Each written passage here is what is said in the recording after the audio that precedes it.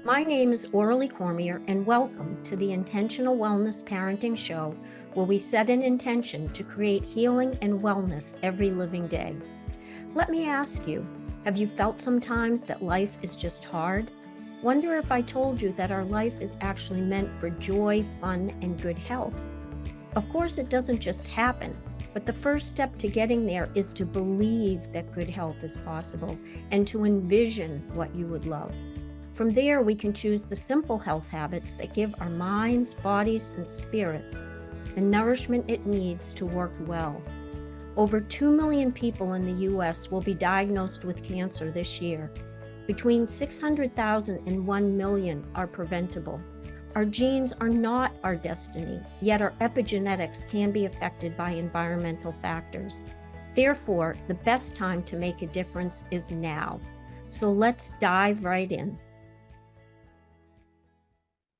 Hi, everyone. I'm Dr. Pat, and I get to take this beautiful ride, amazing ride. And most of the time, I'm in awe about what Aurelie brings forward. But today, I'm especially in awe because I've had the good, the bad, and the ugly in terms of role models, as family members in my life, and I'm watching the same thing happen in a friend of mine's family. But today we're going to talk about the holiday gift because there's nothing like it. A holiday gift of being the role model your child needs. And I just want to say this. It's not as hard as you think, but Aurelie is going to walk you through it. Before we do that, I want to mention up front, Aurelie teaches, trains, consults, and brings so much compassion. And I want you to make sure that you know there's a free masterclass that's coming up in January, January 14th and 15th, right around the corner, by the way, like a month from now almost. And this masterclass is going to be that thing where you can envision the life of your dreams. And no kidding. You see, because that's the first part. You know, Viktor Frankl said it better than anybody, or wrote about it and shared it and experienced. Envisioning the life of your dreams can happen at any point and any time in any circumstance. But if you want some help along the way, make sure you go to aureliecormier.com. Today, though, it's about the month of December, the month of holidays. And here we go with the good, the bad, and the ugly, but let's pick the good. Well, thank you, Dr. Pat. That was a beautiful introduction. I really appreciate that because I do. I want to be a good role model for others, and this is not something that I'm like the expert at, but it's something that my patients have taught me along the way, and I'm so appreciative. Or some of my role models, like yourself, or Mary Morrissey, or a woman that we're going to talk about today, Dolores Curran. So I wanted to share with you an example of a family, having worked in acute care oncology for many years, either as a nurse practitioner, a clinical nurse specialist, a family that I just had so much admiration for because of the role modeling that they did. There was a gentleman, a patient that I had one time. He had been through the Islamic Revolution in Iran back in the late 1970s. He had immigrated to the United States. He was very bright. He ended up forming his own tech company and was very successful at it. Along the way, got married. He and his wife had 3 beautiful boys who were between 6 and 10 years old. And at the time that I met him, he had developed leukemia, and he had to spend a lot of time in the hospital. He would get his chemo, he would come in, he would be sick. We would give him the antibiotics and stabilize him until his counts could come back up. And then he would go home again, and then he'd get treated, and he'd come back to the hospital for an extended period. And what was remarkable about this family is that not only were they very bright, but they did a lot of the things that we oftentimes suggest to parents in terms of talking to their young children. And despite the fact that he spent a lot of time in the hospital and his sons were young, so they were in school Monday through Friday, the wife brought them in every weekend on Saturday and then again on Sunday so they could be with their dad and see that he was very sick, but he was doing everything in his power to get better because he loved his sons. He wanted to be home with them again. And it was very admirable, too, that the wife, despite all the stress she was under, all the responsibilities that she had for taking care of the boys at home herself. I mean, she did have extended family that were helping, but she was obviously the primary caregiver, getting them to school, helping them with their homework, all their extracurricular activities. She would bring them in on the weekends. And when the boys did come in, you can imagine 6 to 10 years old, they were quite energetic little boys, but I was so amazed how well behaved they were. And the mother kept them very well entertained while they were there, and they had time to interact with their dad. And I remember the oldest boy, who was 10 years old, he would ask his dad a lot of questions, and his father would, give him answer, let him do something that was, what he was interested in. And this young boy said to me one time, I want to be a doctor when I grow up. And I thought to myself, you know what? He is so darn bright, and he has such a good, compassionate heart. I know without a doubt he is going to be a doctor when he grows up. Mhm. He's going to be an amazing doctor because he has so much compassion and he is so intelligent. So, uh, but the things that I want to highlight here is that the the husband and the wife were very transparent with their sons. They let him be there with him. They had to be very careful washing their hands and, make sure they were healthy before they came in. But they would talk to them. They were very open about why he wasn't home for long periods of time, that dad was very sick. They explained it on, you know, their level. And let them know, and this is really important for any parent who is sick, to let their kids know that it's not their fault why the parent is sick. Because a lot of times, did you ever have your parent, when you were a kid, your parents yelling at you and you think to yourself, oh, I wish you would just go away. And then when parents do get very sick, then the kids are thinking they're the ones responsible. Oh, it must have been what I was thinking. That's why Mhm. my mom or dad is sick. And that's not the case. So it's really important to share with them. They are not responsible for their parent being sick. Yeah, the kids, they remember what it was like when they got a cold or they got the flu.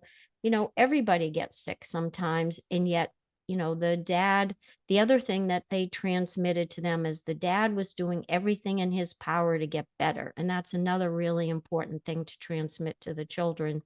And and then the other thing being is that despite the fact that the dad was sick, there was somebody that was going to be there for those boys to take care of them, because a lot of children feel like, oh my God, if dad's sick or mom is sick, am I going to be abandoned? Am I not going to be taken care of? So it's important to let them know there is always somebody that they are, will be there to take care of them.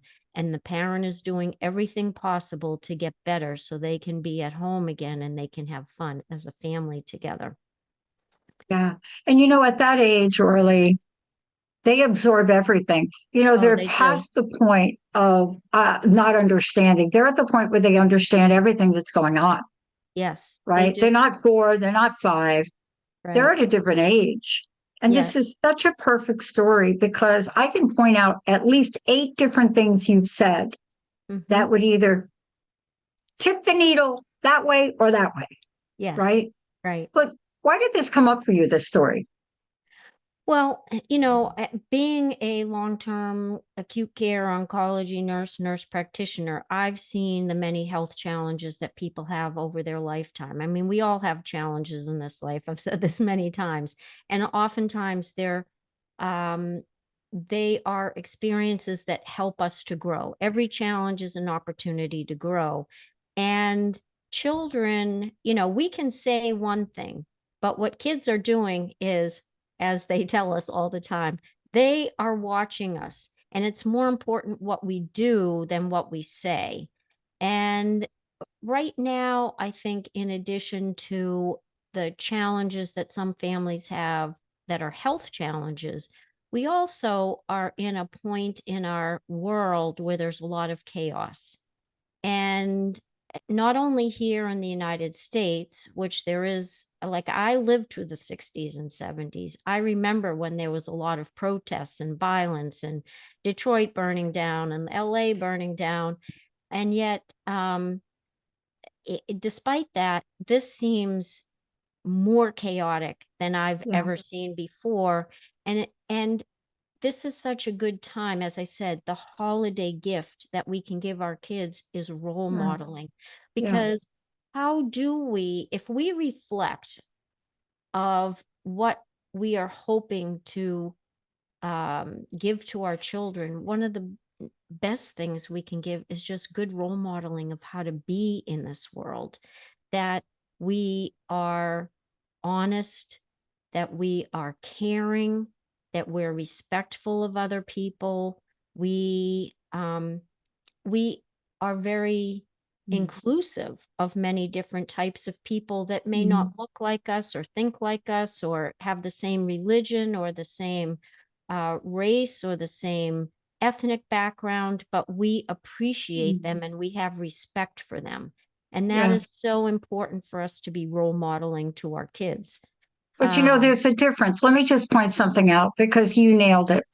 I grew up in those times too. And I'll tell you what the difference is. And this is why what you're talking about here today is more important than I can even find words. I grew up in a time where we were battling an entity, a war, mm-hmm. our rights. Yep. I can go through the list, but I won't. Our fight for freedom. Mm-hmm. Now we're battling each other, Right. people battling people. That's the difference. And we have to find a way to heal, repair, and come together because in the end, we're all human beings. I'm not an elephant and you're not a giraffe. We all have so much in common. And that's Right. why what you're talking about here today and role modeling is more important than ever. Right.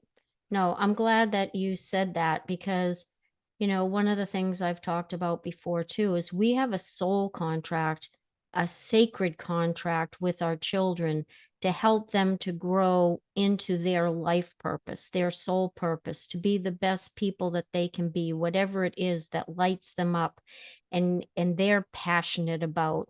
And when we are good role models for them, when we love ourselves, when we express to our children that we love them, that we have respect for them, that when we communicate with them, we are being the best role models for what they're going to do as they grow and how they're going to be in this world.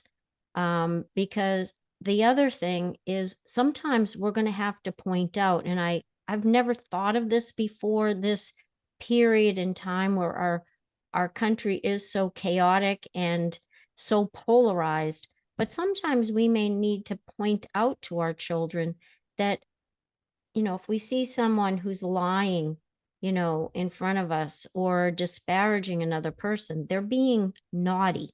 Just like sometimes we'll tell our kids, you're being naughty. Come on, you're better than this. You can be, you can be your best self and you don't have to lie or cheat or steal or put other people down, that we treat each other with respect. And so one of the people that you know, as I've said, I look to for mentors all the time. And so I tried to think, in terms of role modeling, who would I want to share with our audience here of someone who has a lot of expertise in this area? And it was Dolores Curran. She wrote this fantastic book that I've had on my bookshelf since the late 80s. And I continue every once in a while to go back and like look through some of the words of wisdom that she wrote. But she wanted to write this book called Traits of a Healthy Family.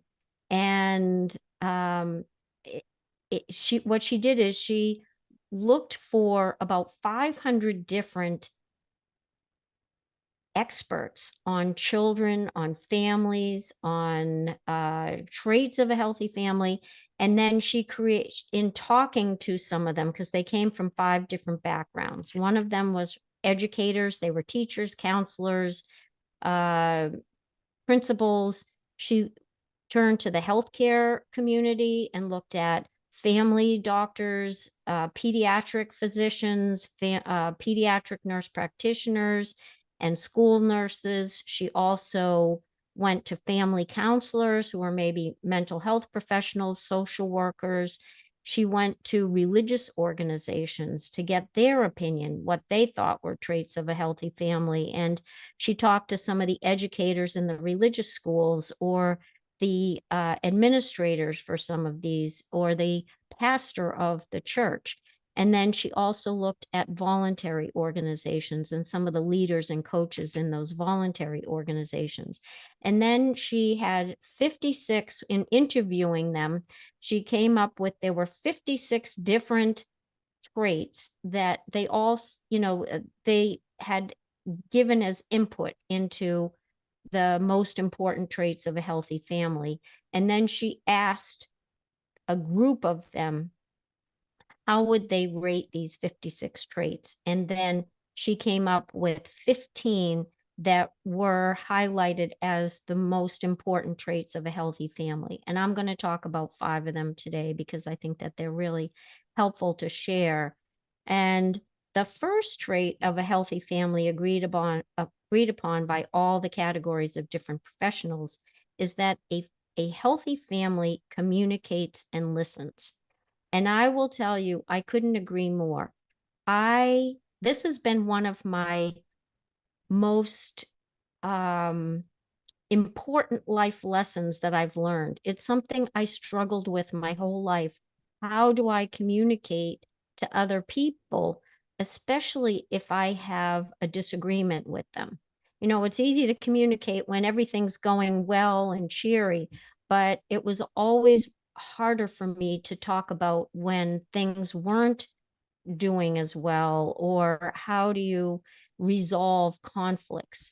And she had some like really good advice, but I think this is even more important at this point in time because of the post-COVID era, where we've been children were separated from their classrooms, from their friends, their after-school activities, the influence of social media and how they're, online TikTok and Facebook and all these different videos of how people are acting, some of the violence that children are seeing on TV or in some of the movies that they watch, um, and also it, it- you know thinking to ourselves, how do is some of this acceptable, or do we need to reevaluate what is helpful for our kids and what do we want to expose them to? Because of all the polarization that we have. So for good communication to be role modeled today, she talks about how it implies that the family members are able to share some of their deepest feelings with one another, the happy feelings, the sad feelings, the angry feelings, and not that the angry feelings are something that we just dump on another person, but we try to say it in a respectful way about what we're upset about. And then the other person is listening, because sometimes you just hear people going on and being angry and disparaging somebody else, but they don't want to listen to the response. And in that communication, we can be learning from each other. Is it easy? No, but it is, it's simple. It seems like it's simple to communicate, but it can be a little challenging. And yet, if we put the time and the effort in and we look to some of the role models out there, we can do it if we're expressing ourselves from our heart in a kind way, compassionate way, with respect. for the other person, and then look for common ground. Because that is something that I'm finding that some of the leaders are sharing with us, the ones that are really good during communicating during this polarized time. They're talking about, let's look for common ground and at least agree on what we can agree on together. And that was really highlighted recently when um, Josh Shapiro, who's the governor of Pennsylvania, he's Democrat, and Spencer Cox, who's the governor of Utah, who's Republican, they both had experienced violence within their states. Spencer Cox saw the shooting of Charlie Kirk, and then Josh Shapiro, somebody tried to burn his house down when he was sleeping and had friends over. And so they both came together and said, this violence, this these blatant disagreements and disparaging of others needs to stop. And they came together and Mm, shared what they had in common. And I really appreciated that a Democrat Republican could speak, and as men too, from the heart, and really mm, share what could be helpful. yeah, Um, and as I said, listening, it's not only expressing ourselves in a kind, compassionate, respectful way, but also listening in a thoughtful, kind, and compassionate way. And one of the things that, they talked about, others have talked about, is rather than responding back as if you haven't even heard what the other person say, you just want to get your message in, is say, tell me more, mm, tell me more. And that can be really helpful, when you think about what is it you have in common, and then tell me more. Why is it that, you are thinking the way that you're thinking? And I think the other thing that Dolores Curran brought up is that how we communicate is as important as what we communicate. So with honesty, and as I said, kindness, compassion, and respect. And it helps to state how we feel, taking responsibility for our own thoughts and feelings rather than attacking the other person and saying, well, you're not good at this and you didn't say that. But taking responsibility for how we feel. So framing it in a way that says, I felt hurt, rather than, oh, I hate you. You always talk that way and you make me feel bad all the time. And it helps to value table time and conversation so that when people get together, they're valuing being with each other and just having a chance to share and to talk. And, at the end of the day, maybe when either at dinner or maybe after dinner, just having time to review what their day was like, how we feel, what we love, what we're learning, how we're growing can be so helpful. Or just asking our children, like, what was your day like? What was your favorite part of the day? And waiting, they might have to think about it, and then waiting and letting them think about what they mm, want to say. um, and as I've said before, if there is conflict in within the family, it's important to role model and communicate in a yeah, way that's healing, yeah, or to reconcile the differences with respect and acceptance of the person, to acknowledge that we forgive, that they hopefully can attempt to say that they were sorry for what they did. If we say, I felt really hurt by what you did, and they can mhm, respond by saying, yeah, I'm sorry that I said that. I didn't mean to hurt your yeah, feelings. And then you can respond by saying, I yeah, forgive you. Is it easy? No, it's not no, easy. And I know this is another one of my hardest lessons to learn. But from one of my other mentors, what I know for sure is that forgiveness and unconditional love are the two most powerful healing mm, gifts we have in this world for people that maybe mhm, have a health challenge, and maybe are stress, the stress is impacting on that health challenge. Just to be able to, I know this was very helpful to me, is I mean, honestly, I was an angry woman for about 30 years. And then finally, one day I said to myself, the people that hurt me, they've forgotten it long ago. And it doesn't really, it Mhm. doesn't impact on them. It's Yeah. impacting on me. I need to be the one to forgive. Yeah, we should do a whole show on forgiveness because I Oh, think we have yes. a couple minutes left because Oh, my it is goodness. one of the most misunderstood aspects of who we are. No matter what you read or how you read it, Yep. forgiveness doesn't mean that you condone the behavior. It No, doesn't. no. It's a letting go process. A It letting doesn't go. mean you're Exactly. going to accept it. And it's less about the other person, it's more about you. Right. Thank you for today. I know that this is a big topic, but Yes. just FYI, respect is one of the highest rated Mm. survey question. My research alone showed 99% felt that respect was an obligation. Thank you for today. How do people find out about you? Okay, so as you said, in the middle of January, I'm having a free masterclass, January 14th and 15th. It's a Wednesday and a Thursday, Mhm. 7 to And what's the 8:30 p.m. website? What's your Oral, website? orallycormier.com. And AURELIECORMIER. If you go to the top, the workshops go down, you'll see the free masterclass. You can register for that. It'll give you the Zoom link.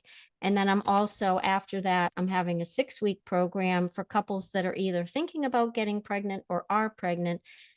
It's called Creating Optimal Resilience in Pregnancy. It's a wonderful, I Mhm. just love all the ways in which couples can learn to be as healthy as they can be so that then they give their Yeah. baby the best chance of living a long and healthy life. Yeah. Yeah. Thank you, Aurelie. Happy holidays to you, your Oh, you as family. well. Thank you all. Taking a short break. TTN will be right back. You've been listening to the Intentional Wellness Parenting Show with Aurelie Cormier and Dr. Pat, where we set an intention to create healing and wellness every living day. Tune into Transformation Talk Radio every third Tuesday of each month at 8:30 a.m. Pacific Time for more guidance and support. Beyond this, I offer workshops to focus on your good health while reducing risk of disease, especially cancer, so you can do more of what you love and spend less time being sick. What I know for sure is that this is especially beneficial for couples who are pregnant, have young children, or teens, as you will give yourself and kids the greatest chance of living a longer, healthier life. So please join us at the Intentional Wellness Parenting Show.